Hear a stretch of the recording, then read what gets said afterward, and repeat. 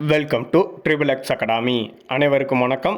இந்த வீடியோவில் நம்ம இன்றைக்கி என்ன பார்க்க போகிறோம் அப்படின்னு சொல்லிட்டு பார்த்தோம்னா, எஸ்எஸ்சி பேர் 12க்கான ரிசல்ட் வந்து நமக்கு வந்து ரிலீஸ் பண்ணிட்டாங்க. இந்த ரிசல்ட்டை நம்ம எப்படி செக் பண்ணுறது அப்படிங்கிற இன்ஃபர்மேஷனை தான் நம்ம இந்த வீடியோவில் பார்க்க போகிறோம்.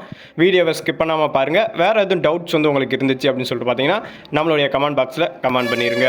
வாங்க வீடியோக்குள்ளே போகலாம். இந்த எஸ்எஸ்சி பேர் 12க்கான நோட்டிஃபிகேஷன் வந்து நமக்கு வந்து விட்டுட்டாங்க. எக்ஸாம் வந்து என்றைக்கு நடந்துச்சு அப்படின்னு சொல்லி பார்த்தீங்கன்னா 20, 21, 24, 25, 26 இந்த 5 டேட்ஸில் வந்து நமக்கான எக்ஸாம் வந்து கண்டக்ட் பண்ணியிருந்தாங்க. இந்த எக்ஸாமுக்கு செலெக்ஷன் ப்ராசஸ் என்ன அப்படின்னு சொல்லி பார்த்தீங்கன்னா, ஃபஸ்ட்டு வந்து ரிட்டன் எக்ஸாமினேஷன், நெக்ஸ்ட் வந்து சர்டிஃபிகேட் வெரிஃபிகேஷன். இந்த 2 அடிப்படையில் தான் இந்த எக்ஸாம் வந்து நமக்கு வந்து கண்டக்ட் பண்ணியிருக்காங்க.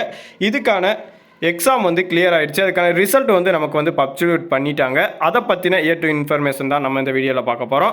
ரிசல்ட் வந்து என்றைக்கு வந்துச்சு அப்படின்னு சொல்லிட்டு பார்த்தீங்கன்னா 31/8/2024 வந்து நமக்கு வந்து ரிசல்ட் வந்து ரிலீஸ் பண்ணியிருக்காங்க. அஃபீஷியல் வெப்சைட்லேயே நீங்கள் போய் செக் பண்ணி பார்த்தாலும் உங்களுக்கான ரிசல்ட்டை வந்து நீங்கள் தெரிஞ்சுக்கலாம். இல்லை அப்படின்னு சொல்லிட்டு பார்த்தீங்கன்னா நம்ம அதுக்கான டீட்டெயில்ஸுக்கான ஃபுல் இன்ஃபர்மேஷனையும் நம்ம வந்து கொடுத்துக்கிட்டு இருக்கோம். இப்போ வந்து இதுக்கான ரிசல்ட்டுக்கான பிடிஎஃப் வந்து நான் உங்களுக்கு வந்து கீழே கொடுத்துருக்கேன். அதாவது நீங்கள் மெட்ரிகுலேஷன் லெவலில் வந்து நீங்கள் அப்ளை பண்ணியிருந்தீங்க அப்படின்னு சொல்லி பார்த்தீங்கன்னா உங்களுக்கான பிடிஎஃப்பும், இல்லை நான் ஹையர் செகண்டரி லெவலில் வந்து அதாவது +2 லெவலில் வந்து நான் இந்த எக்ஸாமுக்கு வந்து அப்ளை பண்ணியிருக்கேன் அப்படின்னு சொல்லிட்டு பார்த்தீங்கன்னா அந்த எக்ஸாமுக்கான பிடிஎஃப்புமே, இல்லை அப்படின்னு சொல்லிட்டு பார்த்தீங்கன்னா கிராஜுவேட் அதாவது நான் டிகிரி முடிச்சிருந்தேன், அந்த டிகிரி லெவலில் வந்து நான் பேர் 12க்கு வந்து அப்ளை பண்ணியிருந்தேன் அப்படின்னு சொல்லிட்டு பார்த்தீங்கன்னா அதுக்கான பிடிஎஃப்மே நான் உங்களுக்கு கீழே வந்து கொடுத்துருக்கேன். அந்த பிடிஎஃப்பை வந்து நீங்கள் செக் பண்ணி பார்த்துக்கோங்க. பிடிஎஃப் கீழே உங்களுக்கு ஒரு லிங்க் கொடுத்துருப்பேன். லிங்க்கை ஓப்பன் பண்ணீங்க அப்படின்னு சொல்லிட்டு பார்த்தீங்கன்னா உங்களுக்கான பிடிஎஃப் வந்து டவுன்லோட் ஆகும். பிடிஎஃப்பில் வந்து நீங்கள் வந்து எப்படி செக் பண்ணுறது அப்படின்னு சொல்லிட்டு பார்த்தீங்கன்னா உங்களுக்கான டேட் ஆஃப் பர்த், உங்களுடைய ரோல் நம்பர், அதாவது இந்த இடத்துல உங்களுடைய ரோல் நம்பர் இருக்கும்.